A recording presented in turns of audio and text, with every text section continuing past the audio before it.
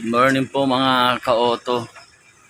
Ayan po, rescue ulit tayo ng six-wheeler. Hindi na po siya makatakbo. Sliding clutch na po siya. Ayan po, gagawin po natin sa karsada. Ito. Samahan nyo po kami sa aming pagbaba ng transmission. Ayan. Dali, dalawa lang po kami ang available ngayon nagagawa. May iba po kasing trabaho yung ating mga kasama. Itatry po namin sa katulong ng jack at isang helper ko po. Itatry po natin magbaba ng 6-wheeler na transmission manual. Papalit po tayo ng clutch disc, pressure plate and release bearing. Abangan nyo po ang aming mga video. Salamat po. Good morning po. Magbababa po tayo ng transmission ng 6-wheeler. Ayan po. Tanggal na po natin yung propeller. Ayan, yan po yung propeller, yung mahaba na yan. Ayan. Yung handbrake cable.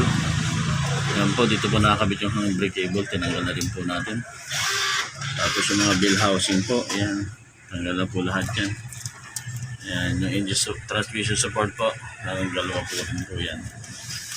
Ayan, bababa na po natin yung transmission para mapalitan po ng clutch disc, pressure plate, release bearing. Hindi na po siya makatakbo, sliding na po. Ayan. Ayan po, anuhin na po natin. Bababa na natin, bubuka na. Matras natin konti. Ayan.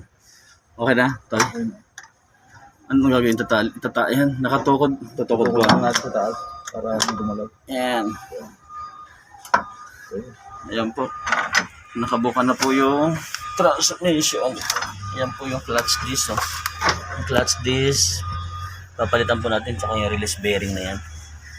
Ayan.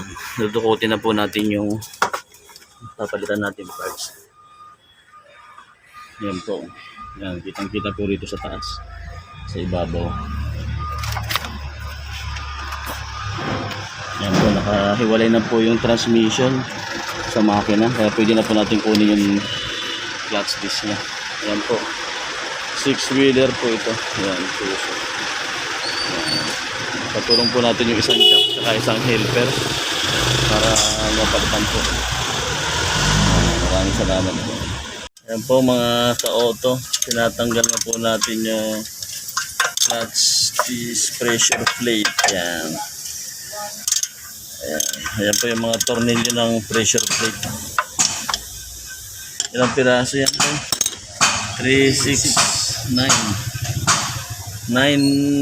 volts po siya. Ayan. Ayan po, napakalaki ng kanyang pressure plate. 6-wheeler po kasi ito. Kaya napakalaki po ng transmission. Ayan po yung transmission. Ayan po. Abangan nyo po ang aming pagpalit na clutch disc, pressure plate, and release bearing. Ayan po. Tinatanggal na po ng ating helper na. Baba na po natin yung transmission. Ayan po, hindi po pala natin binaba. Hinang lang po natin ng jack. Bali, jack lang po yung katulong namin. Dalawa lang po kami yung nag-service dito. Nirescue po natin sa karsada na siraan po ito. Sliding clutch, hindi na po makausad. Pwede po natin dukutin dito sa ibabaw yung mga tornilyo ng pressure plate. Ayan. Ayan po. Ayan po. Ayan. Kaya pong dukutin dito sa ibabaw yung ibang tornilyo ng pressure plate kapag medyo nahirapan po dun sa taas. Ayan, 6-wheeler po ito na Isuzu.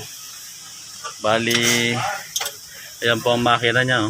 4H F1. Ayan, Isuzu po, close band. Bali, ano po ito? Freezer. Ayan po, freezer po pala ito. Malamang ang sakay po nito ay mga ano po ito, kung di isda, mga baboy, ganyan.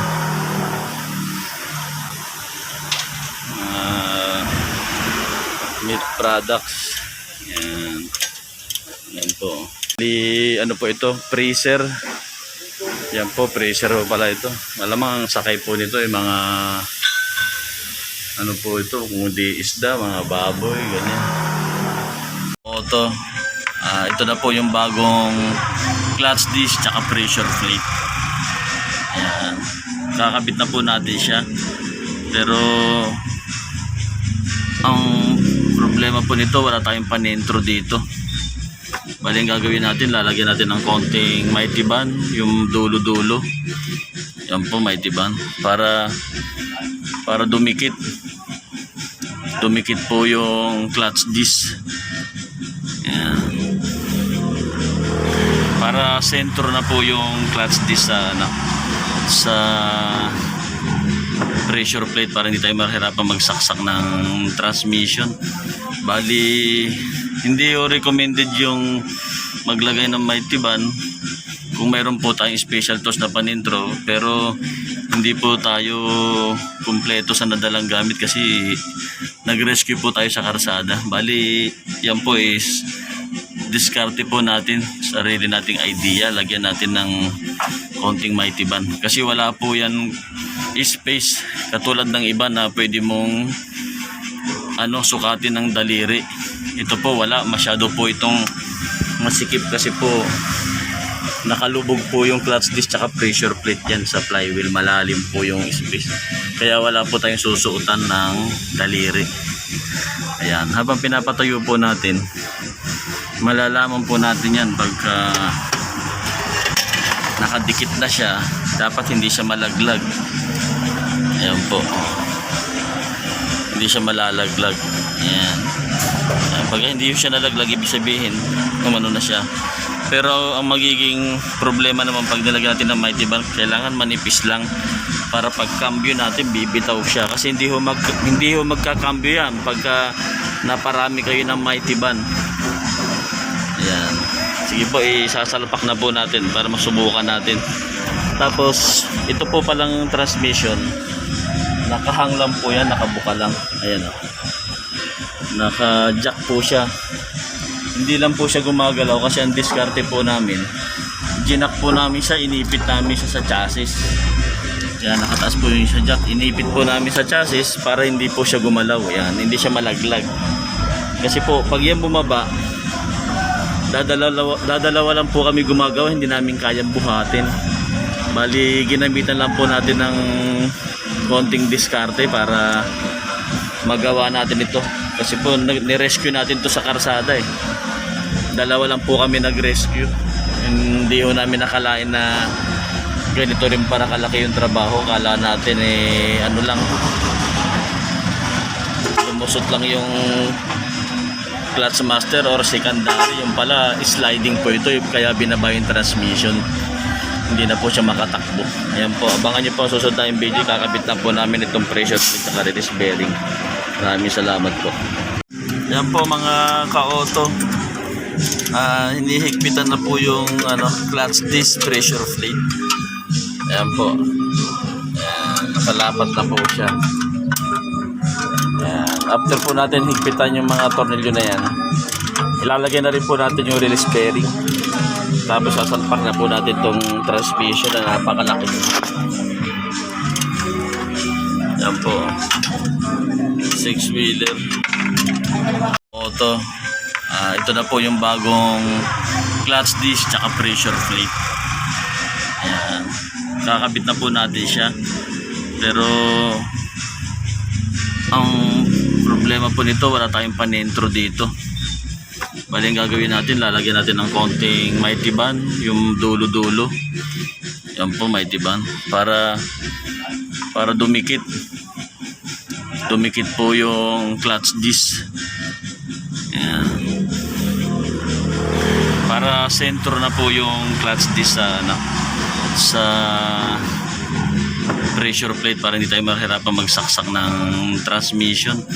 Bali, hindi recommended yung maglagay ng mighty band kung mayroon po tayong special tools na panintro, pero hindi po tayo kumpleto sa nadalang gamit kasi nag-rescue po tayo sa karsada. Bali, yan po is diskarte po natin, sarili nating idea, lagyan natin ng konting mighty band kasi wala po yan space katulad ng iba na pwede mong sukatin ng daliri. Ito po wala, masyado po itong masikip kasi po nakalubog po yung clutch disc tsaka pressure plate dyan sa flywheel. Malalim po yung space. Kaya wala po tayong susuotan ng daliri. Ayan, habang pinapatayo po natin, malalaman po natin yan pagka nakadikit na siya. Dapat hindi siya malaglag. Ayan po, hindi siya malalaglag. Ayan. Ayan, pag hindi siya nalaglag, ibig sabihin umano na siya. Pero ang magiging problema naman pag nilagyan natin ng Mighty Band, kailangan manipis lang para pag cambio natin bibitaw siya, kasi hindi ho magkakambyo yan pagka naparami kayo ng Mighty Band. Ayan. Sige po, isasalpak na po natin para masubukan natin. Tapos ito po palang transmission, nakahang lang po yan, nakabuka lang. Ayan o, naka-jack po siya. Hindi lang po siya gumagalaw kasi ang diskarte po namin, ginak po namin siya, inipit namin siya sa chassis. Kaya nakataas po yung sa jack, inipit po namin sa chassis para hindi po siya gumalaw. Ayan, hindi siya malaglag.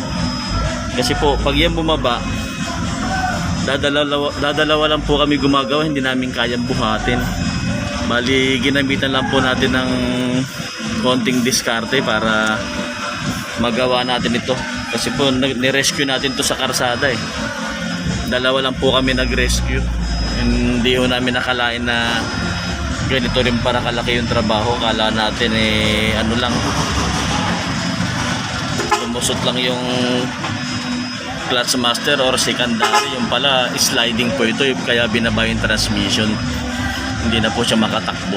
Ayan po, abangan nyo po susunod tayong video. Kakabit na po namin itong pressure plate at release bearing. Maraming salamat po. Yan po mga ka-auto, hinihigpitan na po yung clutch disc pressure plate. Ayan po.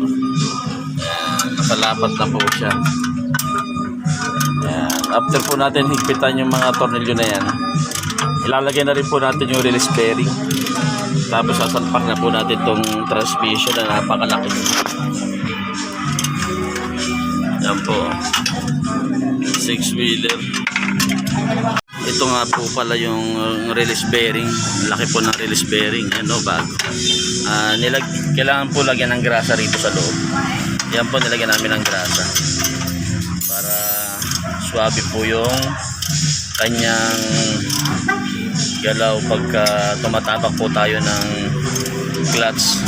Wala po tayong maririnig na kumikis-kis na parang bakal, kasi pag wala pong grasa yan, magkakaroon po siya ng friction, hindi po siya swabe. Ayan. Ayan po, nihigpitan na po yung pressure plate.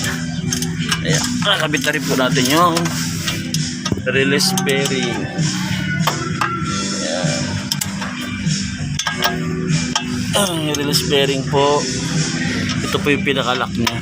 Ayan, nakasabit po dun sa clutch fork.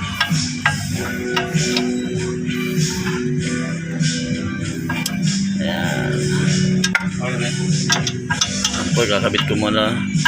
Ayan po. Ayan po mga ka-auto. Ayan. Okay na po yung release bearing. Ayan, suabi na po. At ito, nakalapat na rin po yung pressure plate. Bali, sasalpak na po namin. Ayan.